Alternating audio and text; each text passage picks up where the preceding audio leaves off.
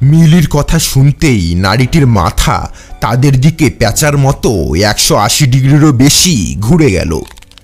কি ভয়ানক ও ক্রূর সেই রূপদৃষ্টি! কাজল কালো এলোমেলো সেই চোখের জায়গায় যেন আগুন জ্বলছে। পৃথিবীর সমস্ত নিষ্ঠুরতা ফুটে উঠেছে সেই পৈশাচিক চোখের দৃষ্টিতে। অট্টহাসি হেসে উঠল সেই নারকীয় নর্তকী। তারা পালানোর চেষ্টা করতেই তীব্র গতিতে ছুটে আসলো সেই প্রেত।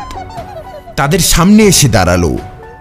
তারা পালানোর জন্য পিছন ফিরতেই দেখলো সেই প্রেত সেখানেও দাঁড়িয়ে আছে।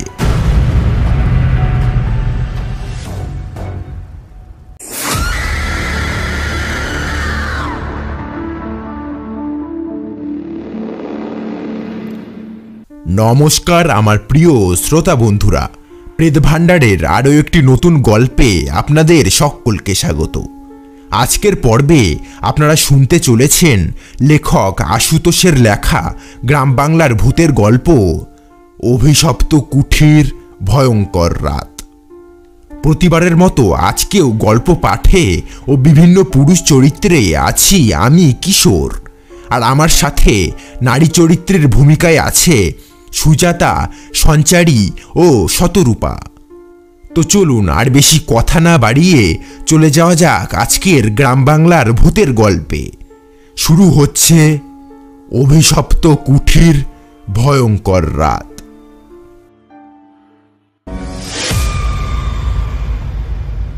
হঠাৎ করে বিকট শব্দ হলো গাড়ির ইঞ্জিনে। ধুস, এখনই গাড়িটাকে খারাপ হতে হলো, বলে উঠল করণ। আচ্ছা, মুশকিলে পড়া গেল তো। এই বিমান, দেখ না গাড়িতে কি হলো। বিমানকে রীতিমতো ধমকের সুরেই বলল করণ। বিমানও বন্ধুর কথা মতো নেমে পড়ল গাড়ি থেকে।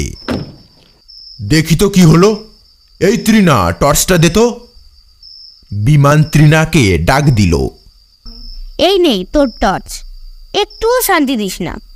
এই অন্ধকার রাতে কি দরকার ছিল ঘুরতে বের হওয়ার? যত সব উটকো ঝামেলা। তৃণা বোধ হয় সেই চটেছে। করণ বলল, মিলি, তৃণাকে একটু সামলা, ও বেশ রেগে গেছে। এখনকার মতো সামলে নে, পরে আমি দেখছি। টর্চের আলোয় বিমান দেখল গাড়ির ইঞ্জিন থেকে ধোঁয়া বের হচ্ছে। মনে হয় ইঞ্জিনটা পুড়ে গেছে। সামনাসামনি তো কোনো গ্যারেজও নেই যে গাড়ি ঠিক করবে, আর তাও আবার এত রাতে। করণকে সবটা জানালো বিমান। এত রাতে কি আর করা যায়, এই মেয়েদেরকে নিয়ে রাস্তায় তো আর থাকা যায় না। তো আর রাতটা কিভাবে কাটানো যায়, এসব ভাবতে লাগলো করণ। বিমানকেও বলল, আশপাশটা একটু দেখতো, যদি কারো বাড়ি আজ রাতটুকুর জন্য ঠাঁই হয়। বিমান দেরি না করে টর্চ হাতে বেরিয়ে গেল আশ্রয় পাবার আশায়। মিনিট 10 পরেই ফিরে এলো বিমান। সে সবাইকে বলল, সামনেই একটা পুরনো আমলের কুঠি বাড়ি আছে, একদম ফাঁকা। আজকের মতো সেখানে রাত কাটানোটাই বুদ্ধিমানের কাজ হবে। সবাই বিমানের প্রস্তাবে রাজি হলেও শুধু মিলি যেতে রাজি হলো না। সে একটু ভীতু ধরনের। মিলি বলল, না, আমি ওখানে যাব না, ওখানে ভূত থাকতে পারে। মিলির কথা শুনে হো হো করে হেসে উঠল বাকিরা। কি যে বলিস না তুই, ওসব ভূত টুত বলে কিছু হয় না, বুঝলি? It's all Vegas. মা বলতো নির্জন জায়গায় পুরনো বাড়িতে অশরীরী আত্মাদের আস্তানা থাকে। তাও আবার আজ আমাবস্যার রাত, বুঝতে পারছিস ব্যাপারটা? ওখানে যাওয়া মানে সাক্ষাৎ মৃত্যুকে আমন্ত্রণ জানানো। এবার সবার মিলির একগুয়ে ভয় দেখে বেশ রাগী হলো। একে তো গাড়ি নষ্ট, তার উপর রাত কাটানোর জায়গা পাওয়া গেল, তাতেও আবার আপত্তি। করণ বলল, বেশ তো, থাক তুই এখানে একা, আমরা যাই। তৃণা শেষে অনেক বুঝিয়ে মিলিকে নিয়ে গেল তাদের সাথে। সবারই হাতে টর্চ, কিছু শুকনো খাবার ও কাগজ। এটা দিয়েই আজকের রাতটা কোনো রকমে কাটিয়ে নেওয়া যাবে। কথা বলতে বলতেই তারা পৌঁছে গেল কুঠি বাড়ির মূল ফটকের সামনে। এই বাড়ির মালিক যে কতটা বিত্তশালী ছিলেন এই মহলেই তার পরিচয়। বর্তমানে কুঠিবাড়ির অবস্থা খুবই শোচনীয়। আগাছা দিয়ে অনেকাংশই ঢেকে গিয়েছে। বিবিধ নিশাচর পাখি ও পোকার একত্র মৃদু কলতান চারিদিকে সৃষ্টি করেছে একটা গা ছমছমে পরিবেশ। ফটক খুলতেই পিছন থেকে কে যেন বলে উঠল আকাশবাণীর মতো, সাবধান, ওখানে যেও না, খুব বিপদ। কিন্তু পিছনে কাউকেই দেখতে পেল না তারা। বুক ধুকপুক করে উঠল সবার।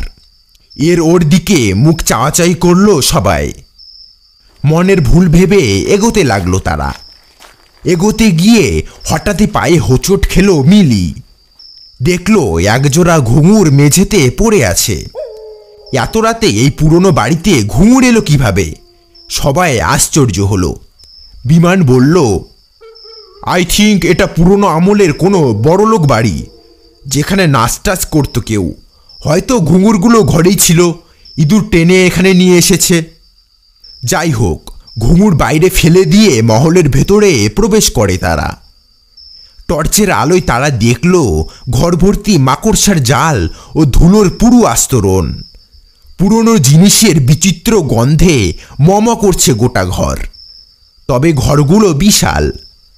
কিন্তু এত নোংরা ঘরে কিভাবে থাকা যায় ভাবছিল ওরা।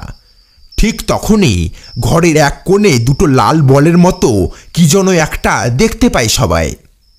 সেগুলি খুব উজ্জ্বল, সেদিকে তাকালে যেন গায়ের রক্ত হিম হয়ে আসে। মিলি চিৎকার করে ওঠে, এটা কি ছিল? করণ টর্চ দিয়ে দেখল একটা প্রকাণ্ড বাদুড় সেখানে ঝুলে আছে অদ্ভুত দৃষ্টি নিয়ে।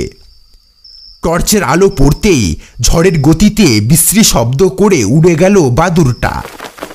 মহলের সবকিছুই যেন একটু অস্বাভাবিক। সবাই সবার মধ্যেই একটা চাপা ভয়ের অনুভূতি তৈরি হতে লাগলো। তারা ঠিক করলো চটপট খাবারগুলো কোনো রকমে গিলে ঘরের এক কোণে পড়ে থাকবে। কোনো রকমে রাতটুকু কাটিয়ে নিতে পারলেই হলো। দেরি না করে তারা তাড়াতাড়ি খেয়ে ঘরের এক কোণে মেঝেতে কাগজ পেতে শুয়ে পড়ে তারা। বিপদ যাতে না হয় তাই নিজেদের টর্চগুলো জ্বালিয়ে রাখে। পেটে খাবার পড়তেই তাদের চোখের পাতা ভারী হয়ে আসে ম্যাজিকের মতো। কতক্ষণ ঘুমিয়েছিল কে জানে। আচমকায় ঘুম ভেঙে যায় তাদের এক অদ্ভুত নারী কণ্ঠের অপার্থিব খিলখিলিয়ে হাসি আর ঘুঙুরের শব্দে। ওদের আরও মনে হয় মহলের কোনো এক ঘরে যেন নাচ ও জলসা হচ্ছে। তারা এদিক ওদিক তাকিয়ে স্পষ্ট দেখতে পেল উপরতলার একটি ঘরে আলো জ্বলছে, আর সেখান থেকে ভেসে আসছে নাচের শব্দ। সকলেই এবার বেশ ভয় পেল, কিন্তু করণ ভাবল নিশ্চয়ই কোনো দুষ্টু লোকের কাজ। তাদের ভয় দেখানোর জন্যই সে বেটা এসব করছে। এবার গুটি গুটি পায়ে তারা সেই ঘরের দিকে এগোতে থাকলো।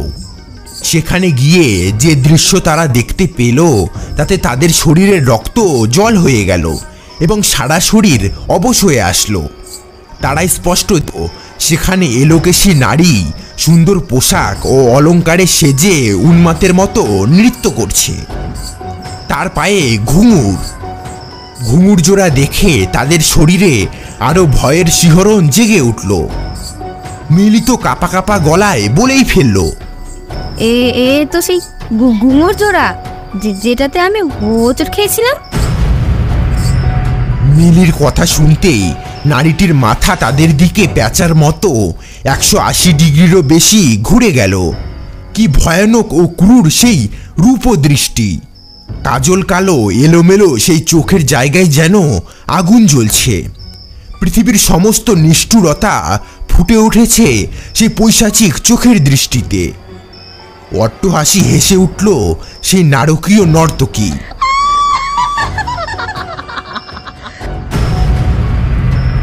তারা পালানোর চেষ্টা করতেই তীব্র গতিতে ছুটে আসলো সেই প্রেত। তাদের সামনে এসে দাঁড়ালো। তারা পালানোর জন্য পিছন ফিরে দেখল সেই প্রেত সেখানেও দাঁড়িয়ে আছে। এমনকি তাদের দুপাশেও তার মতো একই রকম আরও দুটো প্রেত অবয়ব দাঁড়িয়ে রয়েছে। তারা বুঝল এই অলৌকিক শক্তিধারী পিশাচি তাদের আজ নিষ্কৃতি দেবে না। আচমকাই তীব্র চিৎকার করে নারীটি তৃণার গলা চেপে ধরল। তৃণাকে শূন্যে তুলে ধরল সে। অসহ্য যন্ত্রণায় ছটফট করতে থাকলো তৃণা। করণ ও বিমান তৃণাকে ধরতে গেলে মুহূর্তের মধ্যেই অন্য হাতে ছুঁড়ে ফেলে দেয় সেই প্রেত। দেখতে দেখতেই তৃণার ছটফটানি থেমে গেল। তার নিথর শরীরটা মাটিতে সশব্দে আছড়ে ফেলে এবার পিশাচিনী করণের গলা চেপে ধরল। বিমান ও মিলি কিছু করার আগেই করণকে নিয়ে অদৃশ্য হয়ে যায় সেই প্রেত। বিমান ও মিলি তৃণার শরীরে হাত দিয়ে দেখল তার দেহে প্রাণ নেই।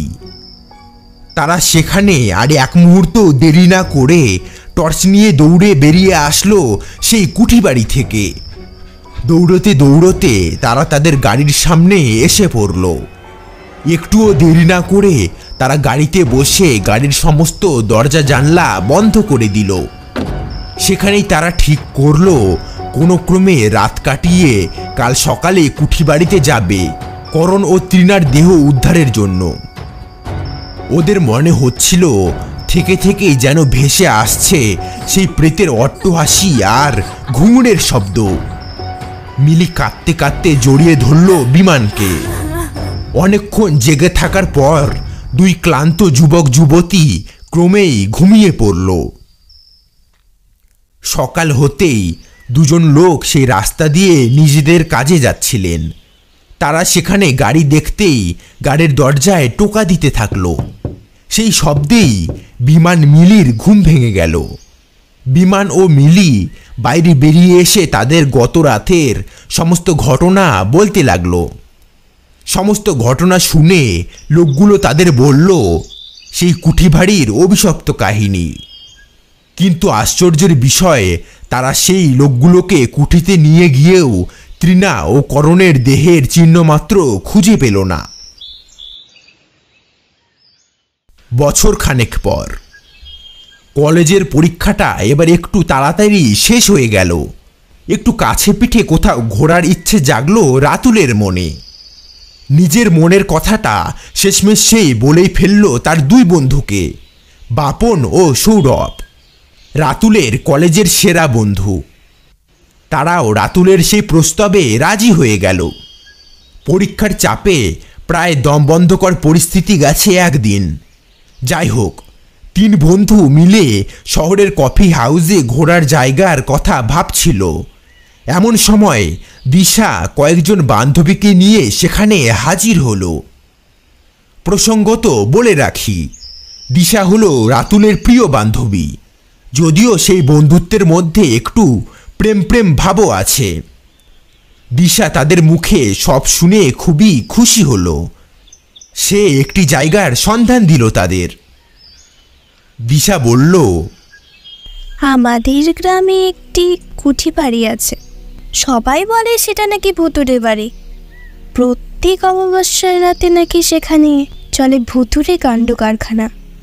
সেই বাড়িটা নাকি বহুকাল আগে কোনো এক জমিদারের ছিল, কিন্তু সেই জমিদার ছিল ভীষণ নিষ্ঠুর ও পাষণ্ড। সেই বাড়িতেই নাকি জমিদারের ইচ্ছায় প্রায়ই বাইজি নাচের জলসা লেগেই থাকত। একদিন নাকি জমিদার নিয়ে আসে তখনকার নাম করা বাইজি হীরাবাইকে। নাম যেমন মিষ্টি, দেখতেও তেমন সুন্দর ছিলেন হীরাবাই। বলতে গেলে অসামান্য সুন্দরী ও কোকিল কণ্ঠী। নাচেও তিনি ছিলেন বেশ দক্ষ। সেই হীরাবাইয়ের সাথেই জমিদার করলেন এক পৈশাচিক আচরণ। এক অমাবস্যার রাতে জলসার আসরে জমিদারের মনোরঞ্জন করেছিলেন হীরাবাই। সেই জমিদার অত্যাধিক মদ্যপানের দরুন নেশাগ্রস্ত হয়ে হীরাবাইয়ের সম্মান নষ্টের চেষ্টা করে। জমিদার হীরাবাইকে জোর করে নিজের ঘরে টেনে হিঁচড়ে নিয়ে গিয়ে তাকে প্রচণ্ড মারধর করে এবং তাকে দিয়ে জোর করে নিজের লালসা চরিতার্থ করেন। হীরাবাইয়ের এই প্রচণ্ড চিৎকারের জমিদারের পৈশাচিকতা যেন আরও চরমে ওঠে। তিনি হীরাবাইয়ের সারা শরীর ছুরি দিয়ে চিরে ফেলে। এখানেই থেমে থাকেনি জমিদার, তার রক্তাক্ত শরীরে নুন ছিটিয়ে তার জ্বালা আরও বাড়িয়ে দেয় সেই নরাধম। এইভাবে যন্ত্রণায় ছটপট করতে করতে হীরাবাই মারা যান। পরে জমিদার তার পাইকদের দিয়ে সেই লাশ লোপাট করে কুঠিবাড়ির পেছনে জঙ্গলে পুঁতে দেন। এরপর পরের দিন কেটে যেতে থাকে এবং পরের অমাবস্যা চলে আসে। সেই রাতে জমিদার একাই ছিলেন নিজের প্রকাণ্ড কুঠিবাড়িতে। মাঝরাতে আচমকাই তার ঘুম ভেঙে যায় গানের ও ঘুঙুরের শব্দে। তার মনে হয় বৈঠকখানায় যেন নাচ গান হচ্ছে। হঠাৎ গানের গলাটা ভালোভাবে শুনে তার বুক কেঁপে উঠল। এ তো হীরাবাইয়ের গান, কিন্তু তাকে তো জমিদার মেরে ফেলেছে, সে এখানে আসবে কি করে? মনে মনে ভাবতে থাকলেন নিশ্চয়ই তার মনের ভুল, নিজে গিয়ে ব্যাপারটা দেখে আসবেন। কিন্তু বৈঠকখানায় গিয়ে যে দৃশ্য তিনি দেখলেন তাতে তার সারা শরীর কাঁপতে শুরু করলো। তিনি দেখলেন এক অদ্ভুত নারী মূর্তি, যার সারা দেহ নগ্ন, শরীরের মাংসগুলো যেন খুলে খুলে পড়ছে। ঘুঙুর পরে নেচে চলেছে সেই উন্মাদের মতো এলো চুলে। মুখের চামড়া নেই বললেই চলে, চোখ দুটো যেন আগুনের গোলা, দাঁতের আকৃতি ছুরির মতো আর কুন্দ ফুলের মতো সাদা, এবং সেগুলো অন্ধকারে জ্বলজ্বল করছে। জমিদার এবার স্পষ্ট দেখলেন মূর্তিটি হীরাবাইয়ের মৃতদেহের। জমিদার আর্ত চিৎকার করে উঠলেন। তার চিৎকারে মূর্তিটি পিছন ফিরে তাকালো। কি ভয়ানক ও দূরদৃষ্টি! বিকট চিৎকার করে মূর্তিটি পৈশাচিক হাসি হাসতে শুরু করলো। জমিদার পালানোর চেষ্টা করতেই মূর্তিটি তার গলা টিপে ধরে এবং গলায় জোরে কামড় বসিয়ে দেয়। হীরাবাইয়ের এই প্রেত আর পৈশাচিক শক্তির নিষ্ঠুরতায় জমিদারের শরীর দুই পা ধরে দুভাগ করে চিরে দেয়, অনেকটা জরাসন্ধন বধের মতো। পরদিন জমিদারের দেহ উদ্ধার করা হয় বন্ধ ঘর থেকে। তার শরীর দু টুকরো হয়ে পড়ে আছে, গলায় কামড়ের চিহ্ন। বর্তমানও তার সারা শরীর রক্তাক্ত। এই ঘটনার পর থেকেই বন্ধ করে দেওয়া হয় সেই কুঠিবাড়ি। তারপর থেকেই বছরের পর বছর বিশেষ কিছু অমাবস্যার রাতে নাকি সেই বাড়ির সমস্ত আলো জ্বলে ওঠে, আর ভৌতিক নৃত্য ও পৈশাচিক হাসিতে সারা বাড়ি কেঁপে ওঠে। অমাবস্যা তো দূরের কথা, প্রত্যেক দিন বিকেলের পর সেই থেকে সেই রাস্তা দিয়ে কোনো মানুষ যাতায়াত করে না। এত কথিত আছে যে হীরাবাইয়ের প্রেত নাকি মাঝে সাঝে স্থানীয় মেয়েদের ওপরও ভর করে, তাকে পৈশাচিক বানিয়ে দেয়, আর সেই সব বাড়িতে ভয়ানক বিপদ উপস্থিত হয়। অনেকে বলে এ নাকি কোনো তান্ত্রিকের অপসাধনাও হতে পারে। শুনলেন লেখক আশুতোষের লেখা গ্রাম বাংলার ভূতের গল্প অভিশপ্ত কুঠির ভয়ঙ্কর রাত এর প্রথম পর্বটি। পরবর্তী পর্ব আসছে আগামী শনিবার ঠিক রাত 9:45। তাই পরবর্তী পর্ব দেখতে চাইলে চ্যানেলটি অবশ্যই সাবস্ক্রাইব করে আমাদের সাথেই থাকুন, কারণ আমি প্রতি সপ্তাহে শনিবারে ঠিক রাত 9:45 এরকম ভৌতিক কাহিনী নিয়ে চলে আসি। তো দেখা হচ্ছে আগামী শনিবারে দ্বিতীয় পর্ব নিয়ে। ততক্ষণ পর্যন্ত চোখ রাখুন প্রেত ভান্ডার চ্যানেলে।